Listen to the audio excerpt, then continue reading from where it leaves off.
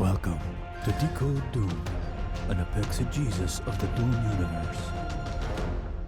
Okay, welcome to episode 8 of Decode Dune. We have Mike here. We have Jeff here. Heyo. We have Jet hidden in the shadows. Howdy. There she is. The shout out chat. Shout out Jet.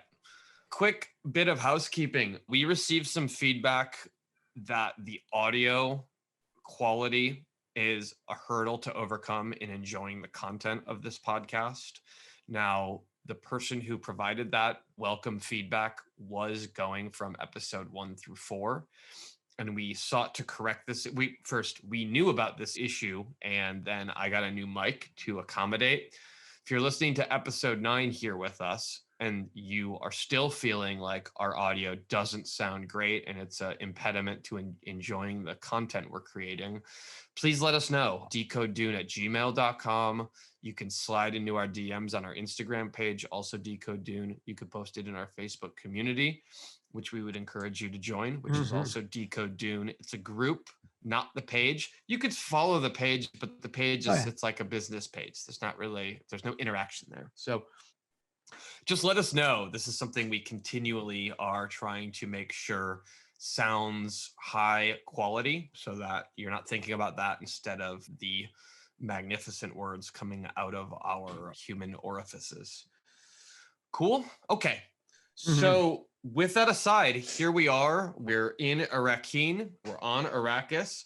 And obviously we know in the last chapter, Paul had his experience with the Hunter Seeker and met the Shout Out Mapes. And then Jessica had her little interesting experience in the interior, I guess you call it the water garden, or in the little tropical zone within the house. And now Duke Leto is at his sort of command center, and he is aware of the plot against his son's life. So he's having a moment about that. There's something really interesting right at the beginning here. There are, just to give you some sense of it, there are flyers posted, built, like when you see a wall that says post no bills, right? There are those bills everywhere, flyers, whatever you want to call them, that are little posters that say, "Our sublime Padishah Emperor has charged me to take possession of this planet and end all dispute." And that has a photo or a picture of Leto, and it looks like an official government decree. So think of those. Remember in 2008, 2009, the trendy "keep calm and carry on" kind of the posters came back, and they made T-shirts and stuff like that. So there's like just a government bill with Leto's face that says that I've been sent here by the Emperor to take order. I mention this because, again, to the extent that we all live in our own little subjective reality. This is one of those little details that escaped me the first 2 times I read this, I guess in the sense of the actual kind of feet on the ground reality of what was happening there on Arrakis. So, order will be here. Leto is becoming cynical. Like, he's basically saying, who believes this bullshit? He comments that the Fremen very obviously don't. And also that the Houses Minor who controlled the interior trade of Arrakis, they were all, so the Houses Minor are obviously, there's a number of different industries that take place on Arrakis, right? Obviously the major cash crop, so to speak, is the spice, but you have to think about, like, there are water shippers, right? Those are people who literally bring water to Arrakis. You have to assume there's something akin to like a medical industry. Heavy machinery needs to get imported, like all the industries that you would have on the planet. Well, so there's someone else is involved in, shipping equipment or building equipment, repairing equipment. Harkonnens were more than anything just strictly focused on the extraction of spice, because the per unit profit was the highest for spice compared to other industries. So smaller houses have control of those industries, but you're loyal to the people who've been paying you. So the Harkonnen spice harvesting is what leads to having a lot of the other micro industries. So it's kind of like, when you talk about like the Rust Belt of the United States, like it's a one industry town, or in this case planet, because in a lot of cases the planets in the Dune universe kind of resemble the equivalent of a city state. all those people are going to be reliant on making sure the Ford factory stays open, right? So anyway, so Leto's looking at that and just going like, well, we have there's a lot of cleanup work that needs to happen here. So he's basically waiting for his troops and his crew to arrive. It looks like they're just arriving from off planet. He's been there for, let's say, something like 24 hours without them. And he's just marinating on this anger he feels about the attempt on Paul's life with the hunter seeker. So that's kind of the beginning of where we're at. Jeff, anything you want to say about this? No, I think you hit it exactly on the nose. So yeah. There's some other interesting. Oh, I don't know if that meant you wanted to continue. Oh yeah, I mean, I guess the only other thing I would say is that while he's noticing and thinking about how the inhabitants of this planet are thinking about his being there, he is also sort of ruminating on the fact that there's been an assassination attempt against his son. Sort of colors his mood, right? He's brooding a little bit. So when he's feeling a little cynical about our beloved Padishah Emperor, it's because of that. Like, he's fully aware. So you remember at the beginning, sometimes we read these things, sometimes we don't. But the opening commentary from Princess Irulan really points to the question of how aware was the Duke of the danger that he was in. And she surmises that he was not a man that was easily fooled. So likely he's fully aware, not partially aware as it can seem, but fully aware of the dangers and fully prepared to allow whatever's going to happen. I think it's put all of his faith or all of his energy right now is in securing this planet for his son. Right. Yeah. And there's something about that comes up later in the chapter, and I'm going to jump to it actually, just for the, just to do it. There is a comment. Oh, where is it? I've taken over a council room here. We'll hold staff there. I want to arrange a new planetary dispersal order with armored squads going up first. And Gurney Halleck, who we remember from the training chapter, has arrived on Arrakis and is in this chapter talking to Leto. And he says, "Are you anticipating that kind of trouble, sire? I thought there was a judge of change here." And the Duke said, "Both open battle and secret," the Duke said. "There'll be blood aplenty spilled here before we're through." Oh, yeah. The reason I mention that is, well, a couple things. First, the idea that, between, so putting the pieces all together, you have these signs posted everywhere saying this needs to be a peaceful transition. And I, the Duke Leto, am here to bring in a new reign of law and order with the emperor's, not blessing, but at his command. So when you disobey me, you disobey the emperor, right? Sort of I'm here to bring the king's peace. And then this idea of actually needing to use force to get some of the Harkonnen loyalists off planet or what have you. Again, one of the things this last bit, I guess I missed, which is the both open battle and secret. There'll be blood aplenty spilled here before we're through. I guess, the first time I was reading this, I just didn't I understood that Leto was very keenly aware of the risks. I think I viewed his position as more a defensive one, where he was going to be ready for he wanted to be ready for what the Harkonnens were going to throw at him, obviously with the Emperor being, in cahoots. But I just glossed over the idea that they were so I knew they were trying to build the alliance with the Fremen, but I just I didn't zoom in on the idea that there were like Atreides soldiers out there, quote unquote, openly doing battle, and that it was this level of a hostile takeover in the sense of force was needed, but in theory, the force was only needed because people weren't going to obey the emperor's, quote unquote, command, if that makes sense. Because in theory, this should be a completely peaceful transition, as Gurney comments right there. Do you really think you need that? I thought there was a judge of the change here. So the judge of the change, who we find out later is Liet Kynes, right? Yep. Spoiler. Yes, Liet Kynes. Wait, what'd you say? I said yes, Liet Kynes. Yeah. So judge of the change. Yeah. So not going to be that helpful, by the way, since we're spoiling. He's not judging much. Yeah.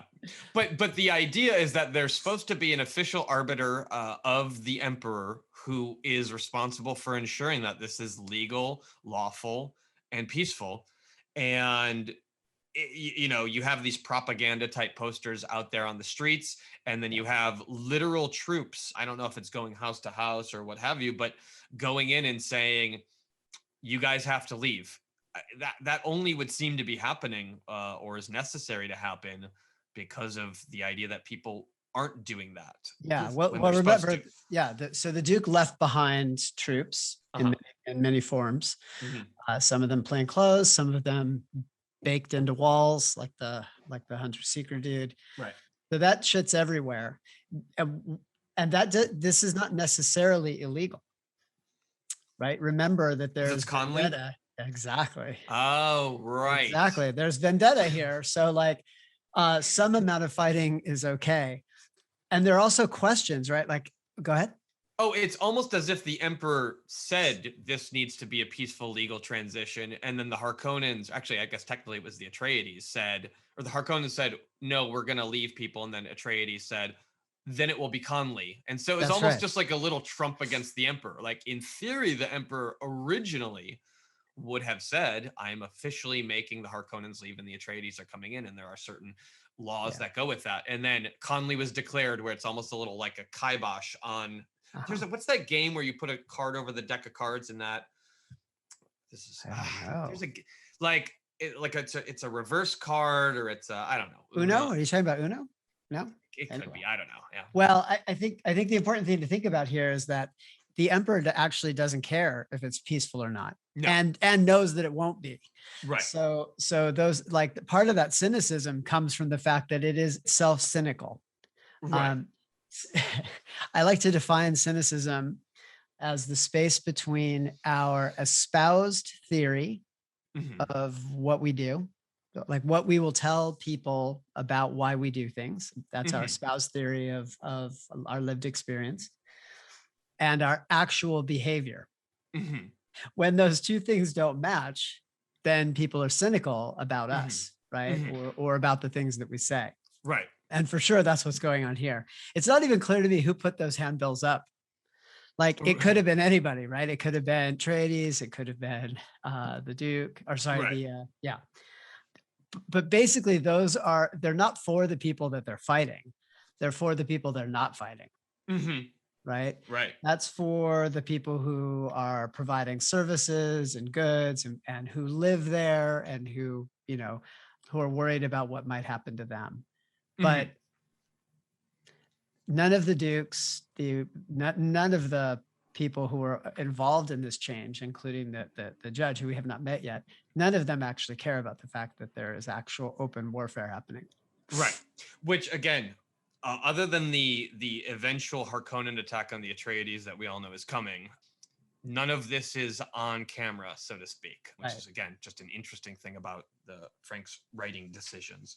So one of the other things about this cynicism is it's this idea of the Emperor wants to have this sort of, he wants to be interpreted a certain way. But again, back to cynicism, Leto is sitting here going, if the people of this decadent garrison city could only see the Emperor's private note to his, quote, noble Duke, the disdainful allusions to veiled men and women. But what else is there, which is the Fremen in this case, but what else is one to expect of barbarians whose dearest dream is to live outside the ordered security of the, this is the first time it's used, Frau Freluches? Is this one of those things where we need to hear Herbert say it? Yeah. I am one of those people who also, you can at me all you want. I will only accommodate a certain amount of specific pronunciation because I do believe in sort of the death of the author theory. So you're not going to get the perfect pronunciation from me. Sorry. You'll get the ones that I like. But I am interested in hearing what Faufreluch. Anyway, but yeah, so what Leto is saying here is the Emperor behind closed doors is racist. He calls all of them savages. He thinks not very highly of any of the people who are actually being governed here. And what makes them civilized is actually not wanting to live. This is very like British colonies of India kind of thing. It's very like the very thing that makes them not civilized in the emperor's opinion is the idea that they don't want to accommodate to the imposed order that the so-called civilized empire, basically wants to put them in. And when you're in the empire and you're very powerful, you can't look beyond like, how could no one else want this? It must be because you're foolish, as opposed to we just extract your wealth and don't give a fuck about you on an individual basis. So very Avatar as well, Oh yeah. So this actually this brings up for me this Sufi saying, which I think is sort of apropos of the situation that Leto is in. So I'll go ahead and read it now, and we'll see how it fits into the overall. But this is from a Sufi philosopher, Sadi. Mm-hmm. I noticed an Arab of the desert sitting in a company of jewelers. He said, I had once lost my road in the desert and consumed all my food. I considered that I must perish when I suddenly caught sight of a bulging canvas bag. I shall never forget the joy and ecstasy I felt on thinking it might be parched grain, nor the bitterness and despair when I discovered it to be full of pearls. Mm.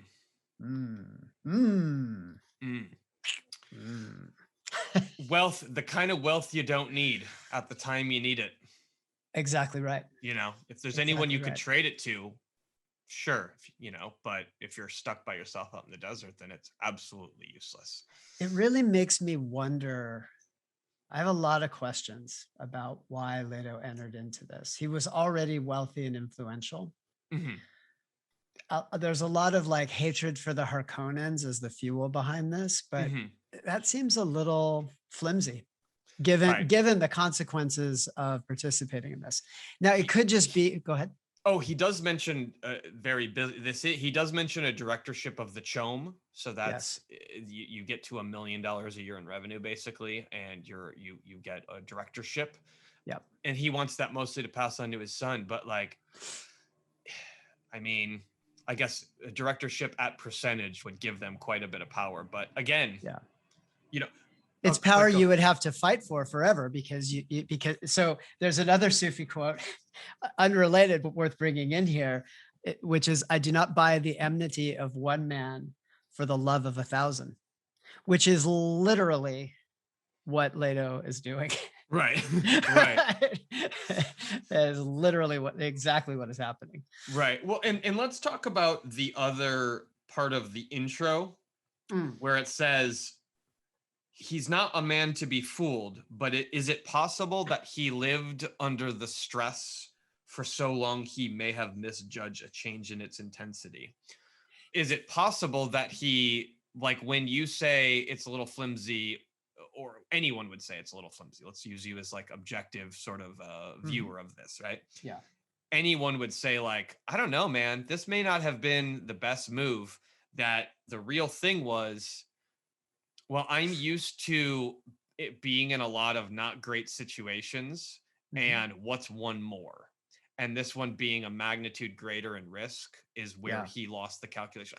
I'm dying to think of if there's an MMA analogy where we can think of like, can we think of someone who had a lot of really tough fights, a lot of maybe like ugly wins, but then came in and not only did they lose, but they got like the shit kicked out of them because they just truly missed. Like, okay, GSP had a lot of decision wins there for like the I would say the majority of his run as champion. And granted, he won this fight. It's a whole thing. But yeah, I mean, the degree to which he got beat up by Johnny Hendricks, I mean, he didn't get knocked out, but his face got completely fucked up. And when he was at the post-fight interviews or the press, he looked like total shit. Johnny Hendricks looked clean. And he kept saying, I was in this war, what did you expect? So what did GSP expected the best challengers every fight, but he may have just completely misjudged Johnny Hendricks to have gotten beat up that bad. Maybe there's some other examples. That's a dated one, but Yeah, I mean, well, it's yes. I think there's lots of examples, but I think you don't even have to go to like big win loss to really get to, if we're taking a martial example here. So here's the thing. I have taught, self-defense classes, and I've participated in a large number of them.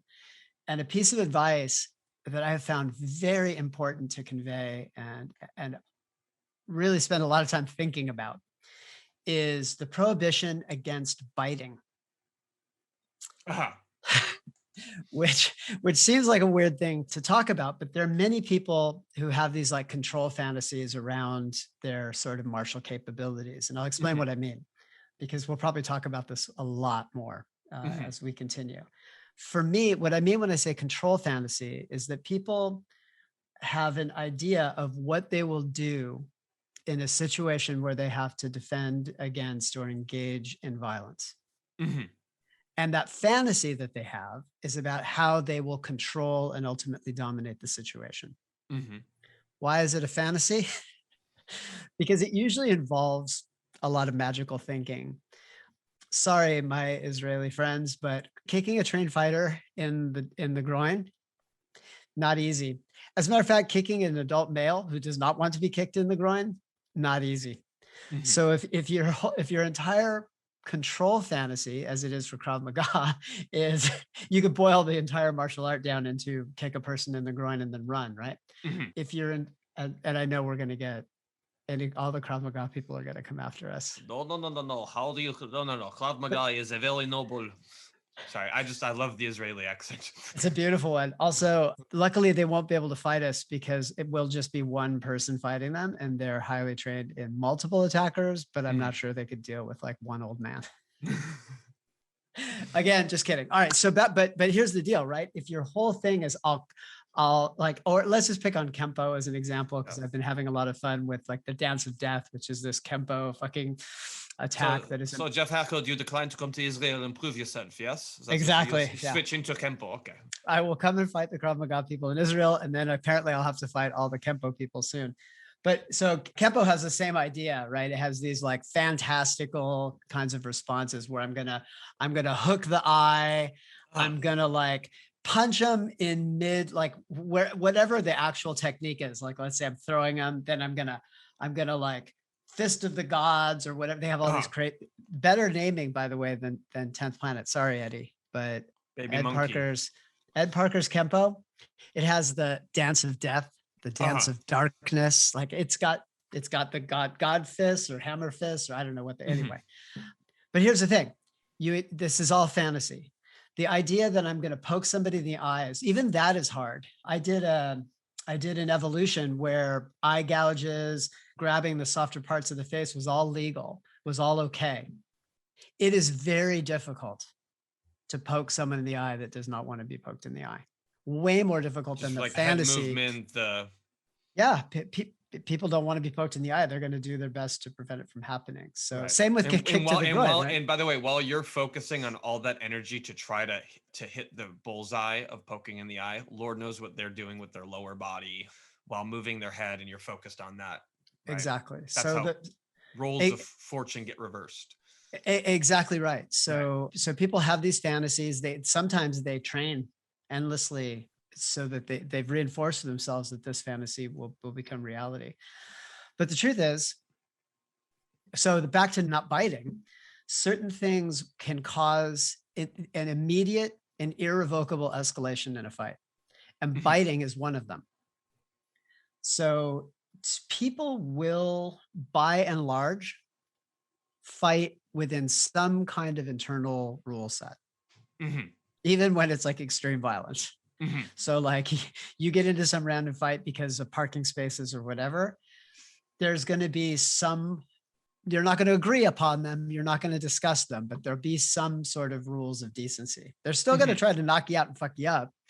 But you know what I'm talking about. You watch World Star, and when they soccer kick the dude in the head, you're like, whoa. Right. And anytime there's a group fight, they'll stand people up. They don't like, I mean, that's a very specific example, like backyard brawls. But I think what you're getting at is, if you saw a actual street fight in Santa Monica over a parking spot and someone literally took a bite of the other person's face, it would be considered beyond the pale of what two bros fighting over a parking space could be. That would be considered a bizarre and horrific sort of, like, the person who did the bite would need to be locked up, more Well, so locked up. that's part of what I'm saying. The other Yeah. part of what I'm saying is that the person who was bitten would escalate the violence probably well beyond what the person was expecting. And that's what we're talking about. So if your plan is gouge the eye or bite or any of those things, and there are people out there who have these fantasies, the result could actually be that you embolden or enrage. So like in some video games, you're fighting the boss and you get story. Yeah, awesome. So you get the boss down to like 20% of their health. Uh-huh. And then it enrages the boss, and now their attack powers are even more powerful. This is a real thing with humans when the violence escalates in particular ways. Yeah. So this is going to be a sensitive one. We'll do it anyway. I don't know if my brother's going to listen. I have some feelings that as I look through my past, that I was a little bit bullied by my older brother. I was quite a bit smaller, and my parents, in sort of classic, I was born in 1981, but let's say the stereotypical carryover of like the quasi absentee parents of the late 70s and early 80s, especially when it came to this kind of thing. I was very much left to figure it out on my own. I didn't get a lot of intervention in terms of to what degree I could expect this to stop. I kind of needed to figure it out on my own. Where am I going with this? There was a time that I got him in sort of like a bulldog choke, very similar to like a bulldog choke, or I don't even know what it's called, sort of the judo choke that Josh Barnett finished Dean Lister with, right? Yeah.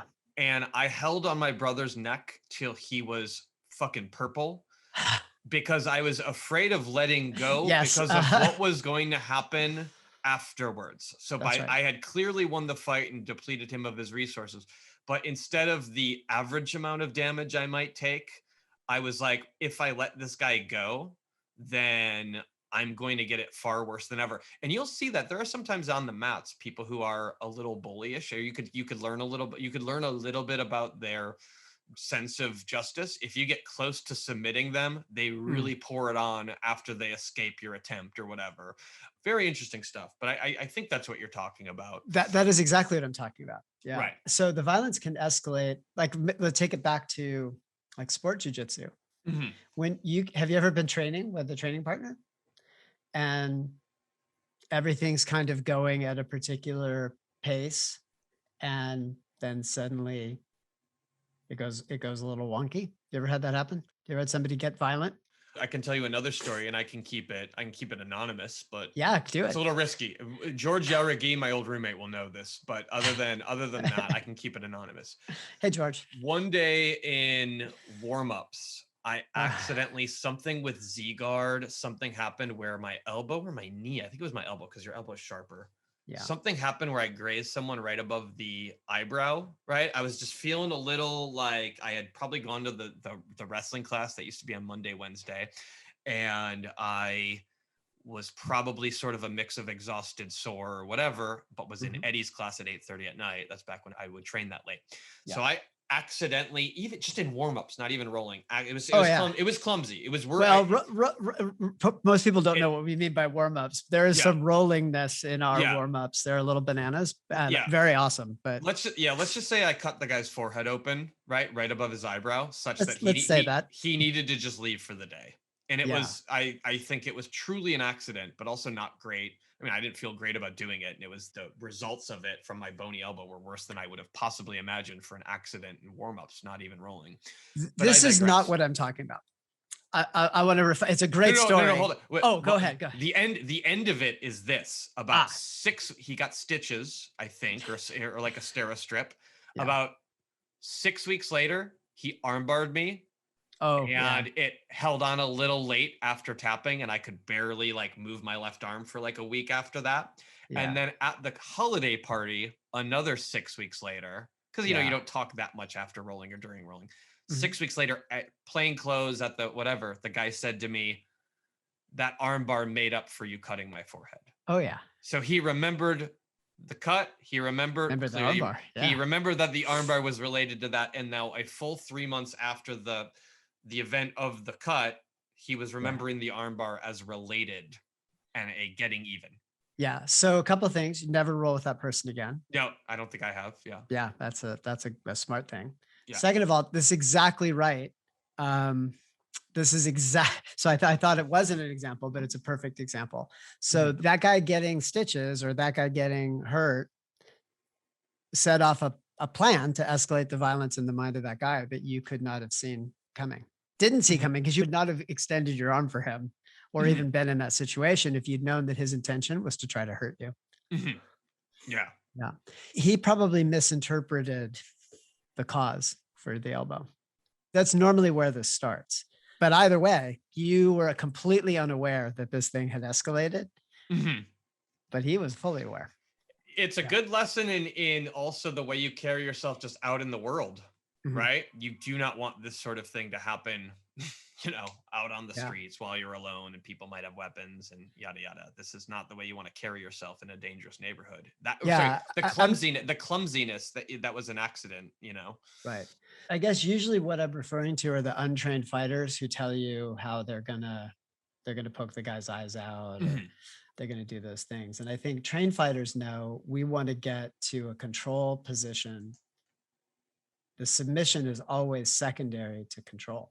Yeah, position Why? before submission. Exactly. Right.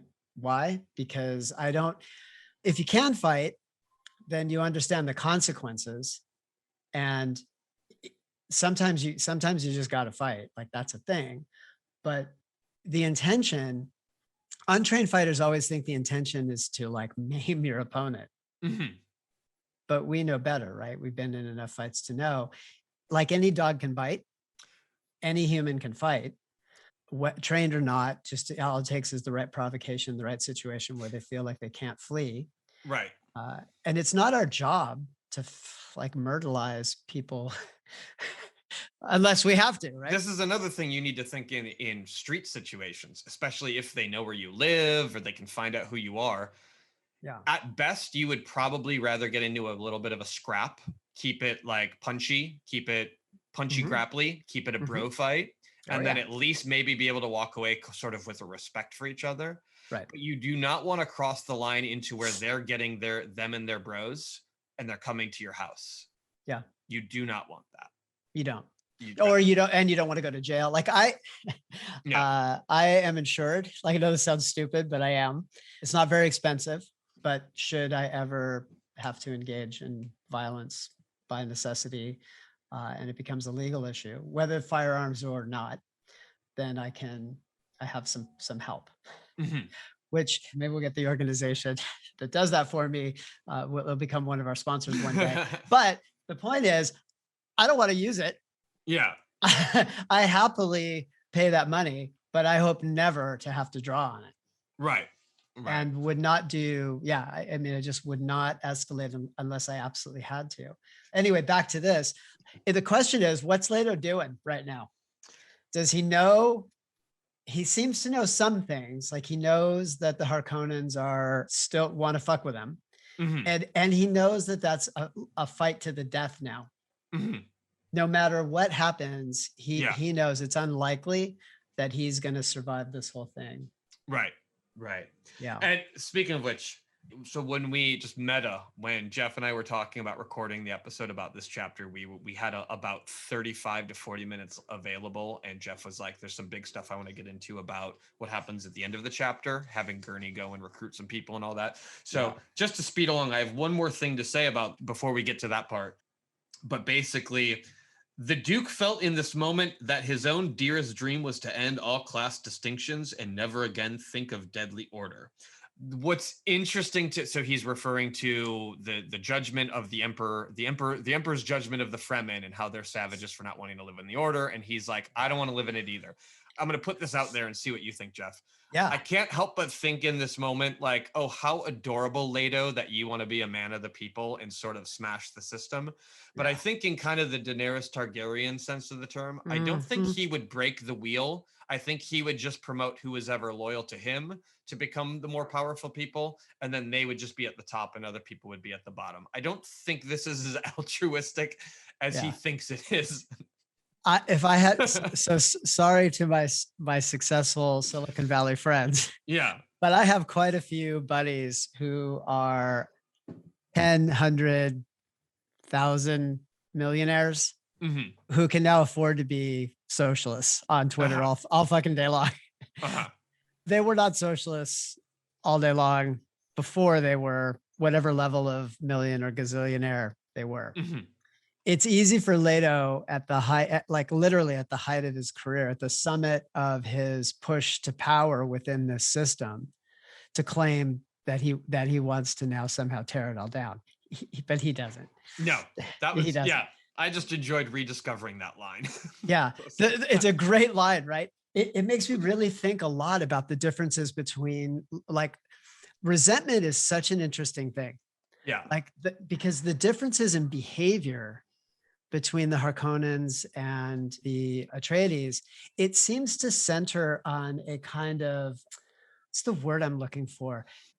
What is it when you like sort of harken back to the good old days? There's a name for nostalgia. This. Exactly. It's a nostalgia for the people.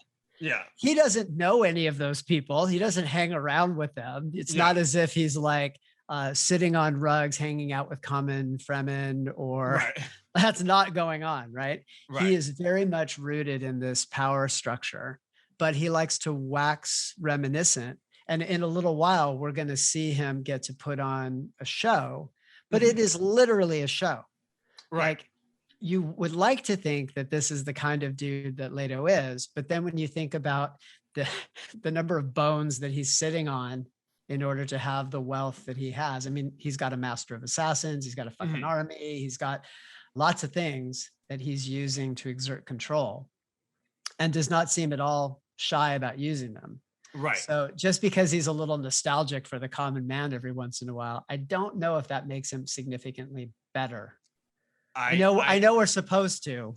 Yeah, I just view that as, you know,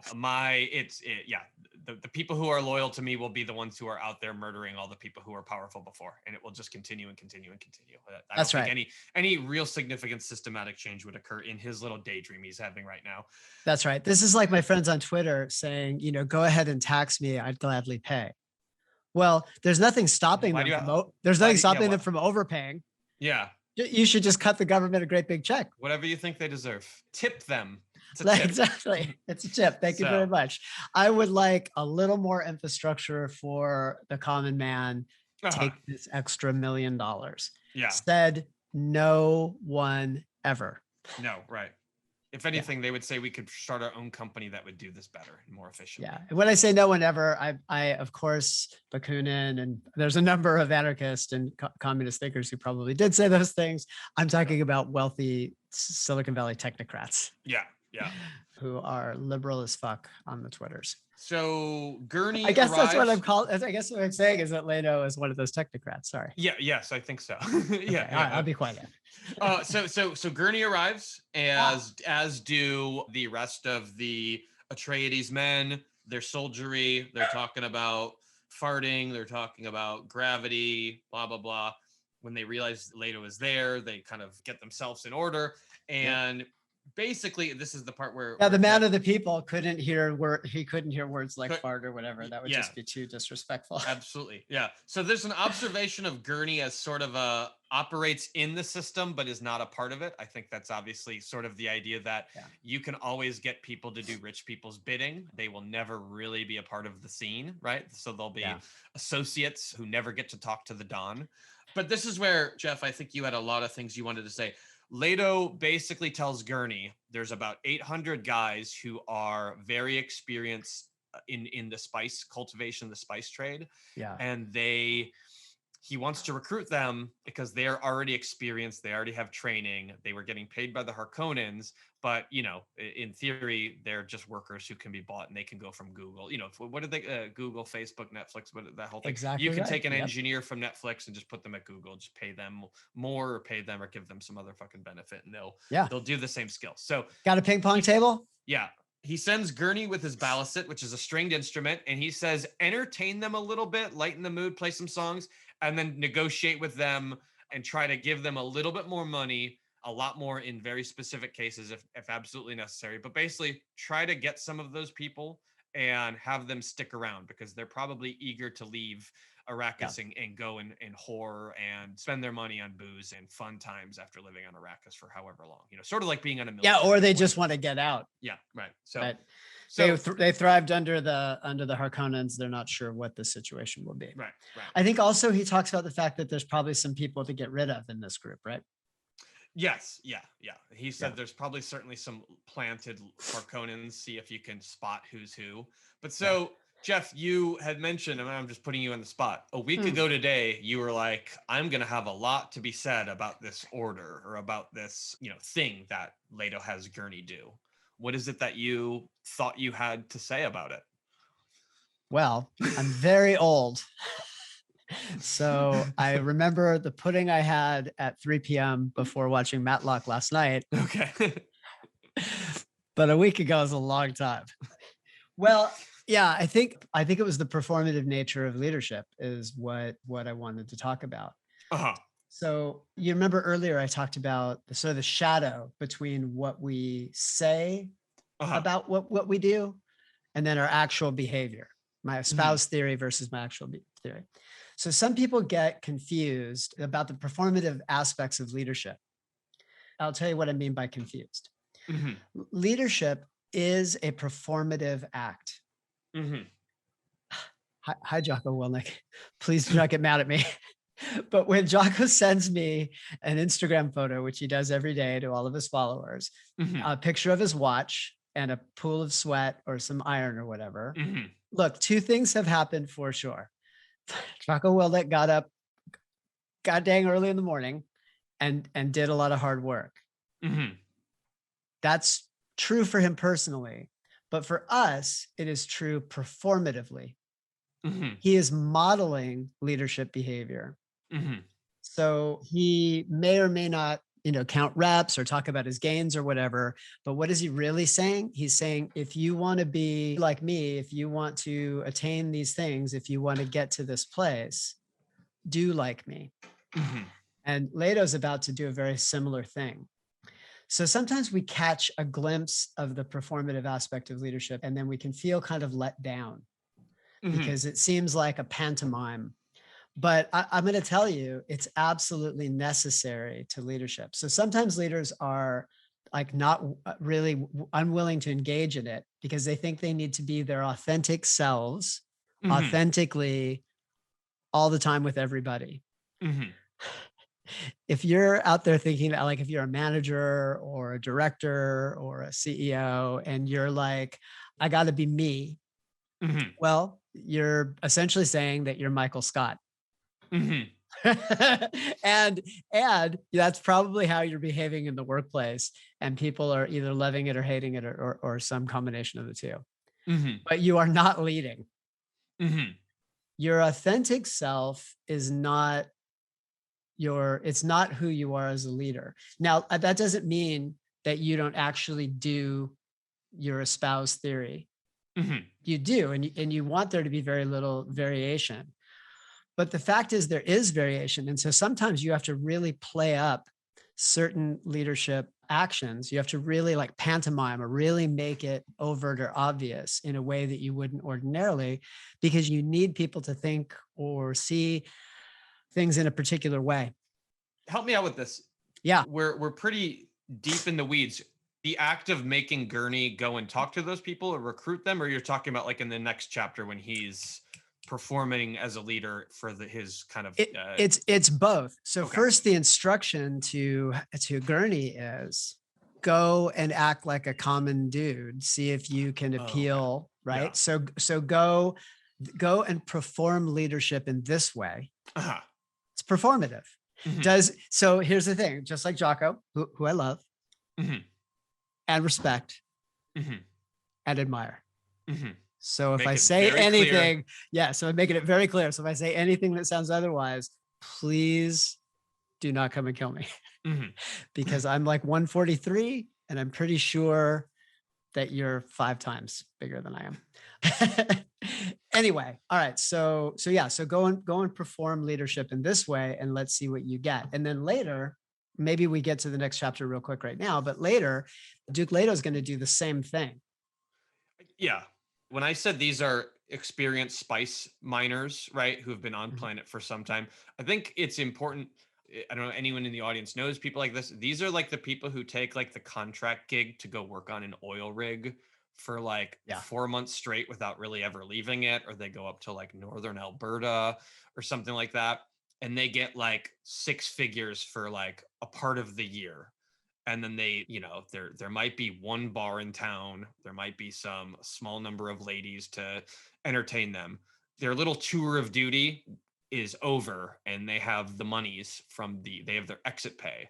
So it's a very blue collar ish type of gig and situation that these people who Gurney is gonna. So I think that when you say act like kind of he's one of the guys, this is a guy who is arguably a general, if not like a captain in sort of the military forces, truly direct access to the general. Yeah, he's in the tight inner circle of leadership in the Atreides family. Yeah. So go drink a Pabst and sing a song about some big titties. And these guys, that's their kind of jam. They'll think you're cool. And then you can talk to them about, are you sure you don't want to stick around? Come on, we'll pay you 10% more.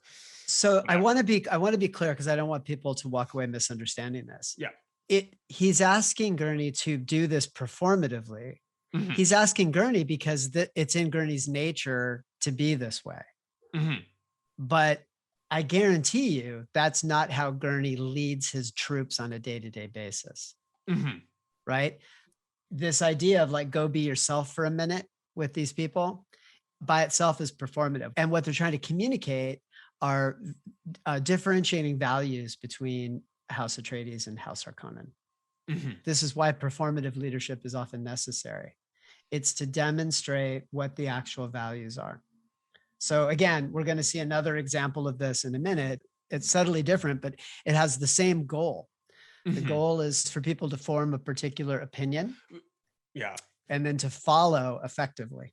And real quick, just to give a teaser of that for next episode, we're talking about moments where Leto makes a joke, our civilization's arrived at the point, yada, yada. And actually Paul, we switched to his point of view. Paul realized this was a perfect comment, landed at the exact right time to kind of set, it's like a tuning fork. Bing, bing. For the audience. And then obviously we know that it goes sideways as the meeting goes on, but at least at the start, Paul is seeing performative leadership in action, recognizing what it's doing. Yeah. That's right. And we'll see an even more striking example of that when, because I think he alludes to it now. So at the end of this chapter, he's headed off to inspect the spice mining operation. And we'll see another example of performative leadership then. Yeah. Performative, also effective. And I really want to make that clear. Where cynicism would arrive is when it's performance without any underlying value. You can't do it effectively and so for instance, Vladimir Harkonnen could not behave this way and have anybody ever believe that was something he really wanted from them. He has to also lead authentically, and his performative displays are often like fucked up, right? But they're true to his nature. And so people see and understand the values being put forward. They're largely negative, but they're absolutely clear. Right. So he manipulates people based on their addictions, and he has people killed by way of demonstrating what he wants. It's a very different approach, but still a mix of effective leadership and performative leadership. By effective, I only mean in terms of reaching the goal. Yeah, like the Darwinian sense of the term. Exactly. I do not mean like ethical or none of those things. There was something actually I want to circle back to. But one thing that's really interesting is right in the kind of the middle of this short chapter, we know in the next chapter, there's going to be a real bit of dialogue about Thufir's performance such that the Hunter-Seeker was not found. Oh, yeah. But and Gurney is privy to all of that in that next chapter. But for the moment, Leto's like, hey, can you spare any of your men for kind of guard work, right? People who aren't afraid of a little knife fighting if it comes up. And Gurney goes, is Thufir in trouble? And he goes, he's only lost 2 people, so it's fine. We just need to beef up on sort of efforts. It's interesting that in this context, in that conversation, nary a comment about a chapter from now, while Gurney is also going to be present, we're really going to be talking about Thufir's fuck up. Yeah. Why it just wasn't germane to the moment. The No, moment I mean, was look, he's thinking about it. yeah. I mean, he's thinking about it throughout the chapter, of course. Yeah. Of course. So again, what he said, different than what he's thinking. For me, this just highlights it. So that was not the moment to undermine. So at the moment where he's asking for troops to be added to Thufir's regiment, that is not the time to undermine anyone's belief in Thufir's leadership. To spill the beans on it's a very, what happened. Yeah. A very deft way of handling that situation and handling that question. It's one of the things that like really locks in for me why, even though we're getting these details kind of sparsely because of Herbert's writing style, you absolutely are left believing that he's a competent leader who cares about his people. Right. He did not. So I think just to make it very bullhorn loud clear, he did not take that opportunity to go. Yeah, Thufir actually, sucks. Let me tell you a little bit about what happened with Thufir, because I'm pissed about it right now, and I'm going to vent to you. He exactly. Mum was the word. The shit that needed to get done gets done, and then there'll be the retrospective on his performance. And tune in next week. You got to tune in next week. I talked to. Sorry, let me just let me put a bow on that one. Like again, this is not an advertisement for my leadership coaching, but this is the thing I talk about quite a bit: the temptation to overshare the reasons for decisions. It's a big temptation. It's very hard to overcome, but it can lead to things like undermining important people in your organization. It might feel good in the moment, but it is toxic and has real negative impacts organizationally. It's true inside family systems too, right? So the retrospective, the hopefully blameless look back. Why blameless? Because the goal is not to figure out whether Thufir sucks or not. The goal is to understand what happened and what remediation can be taken. Thufir's already proved himself countless times in multiple generations of Atreides families, right? So the idea that he is incompetent based on things that are happening in the moment would be wrongheaded anyway. It would make Leto, if Leto jumped to that conclusion, that would make him suck as a leader. And if he then communicated or commiserated with someone else in his organization about it, it would make him an even shittier leader. So any of you out there who have people and who do that, think about the impact. Yeah. Final thing, we need to wrap up, but Leto says in the end, command must always look confident. All that faith riding on your shoulders while you sit in the critical seat and never show it. I want to ask one question. Jeff, we read a book called The Fearless Organization. I believe that's what it's called, right? There is a CEO. What is her name?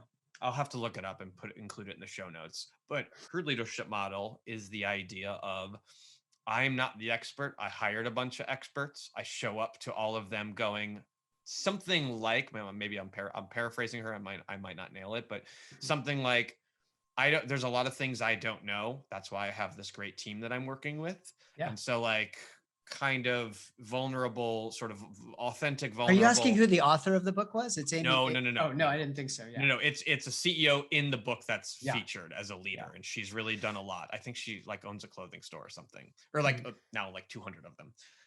What's the difference between the leadership style of like, I am not omniscient, that is why I hire experts and work with them and take their feedback seriously? Is that contrary to this command must always look confident? Because confidence is can be considered a display. So I can be confident that I'll just make it that there's gold in them thar hills. Right. So what's my job as a leader? It's to assemble a team who can help me to get at that gold. So where I'm succeeding as a leader is in putting together a team that can execute on that vision and hopefully determine whether it's worth digging or do we need to pivot. So for a leadership sets strategic goals, values, and they can choose the team. So usually they pick some lieutenants who then pick their own teams, but that's the thing. Like a CEO, their core ability is hiring. It's the one thing a board really can't fuck with them over. They get to pick their team and they live or die by it. So they pick people who, hopefully they pick people who will fill in around the skills that they themselves don't possess. Mm-hmm. Mm-hmm. Does this make sense? So Yeah. it's not, it is exactly compatible with what Leto is doing. Okay. Right. Yeah. He has a whole group through fear. Did he make perfect choices? No leader gets a perfect team, Mm-hmm. but he's doing everything right to back that team, to give them the right level of autonomy, to elevate and remove blockers, make sure they have resources. That whole conversation is Leto making sure that Thufir has the resources he needs to be successful. Yeah. It's an absolute gem of leadership capability. Yeah. It seems automatic, but it's not. And it also seems like it's his execution, but again, it's not. Mm-hmm. Thufir has communicated to him what some of the blockers or impediments to their current mission are. Mm-hmm. And Leto is doing what a good boss does, which is helping his employee to remove those impediments and to move the constraint somewhere else. And there's going to be, so just as we seek to wrap up, there's going to be a lot of this next chapter is lot of the nuts and bolts of the operation itself. So with that brings us to the end of this episode. Just a kind of quick, well, I'm not going to do a recap. I'm just going to say we are obviously Decode Dune. Email us feedback, thoughts, audio quality, content, ideas, decodedune@gmail.com. We got listed to a bunch of other places you can listen to podcasts. I think we don't know how it happened, to be honest, but you can now find Amazon us on Amazon, Audible, a couple others that we did not specifically set up pages or profiles. But other than that, Spotify, Stitcher, iTunes, YouTube. You can totally go on YouTube and just listen, watch this, put comments and stuff like that. So with that, and then finally, we have the Patreon. We are, time-wise, this is going to be weird. Next week, we are releasing something that was intended to be a bonus patrons-only episode. By the time you are listening to this episode, you will already have access to it. It is our interview with Tim Cartmel regarding the way the Fremen must have been water conscious or sweat conscious, but also effective in their military style training. But yeah, those are all the places to find us. And we definitely want to thank you for listening. If you have any spare coin and you like what you heard, we are really not putting out a lot of stuff that is walled right now, but I'll tell you, a lot of the things that I follow on Patreon, I follow about 5 things. Most of them don't really separate sort of patron level things versus the free stuff. Basically, you're just throwing them a little coin because you like what they're putting out, whether you support them or not. So if you think of us that way and you just like what you've heard so far, we totally welcome it. And we are planning on doing more bonus stuff. Plus, we can't have Edgar be the only one in the club. Yeah. Edgar's a great dude. So even if all you do is put down 25 cents a month, do it to be in the club with Edgar, because he's currently our only Patreon subscriber, and he's a great dude. Knows a ton about film. He's really fun to talk to. So if you need a new friend, Edgar's waiting for you. All right. Well, thank you very much, and we'll catch you next week. Bye. Like and subscribe wherever you listen to this podcast. And to hear more readings, become a Patreon supporter at Patreon/Decode Podcast.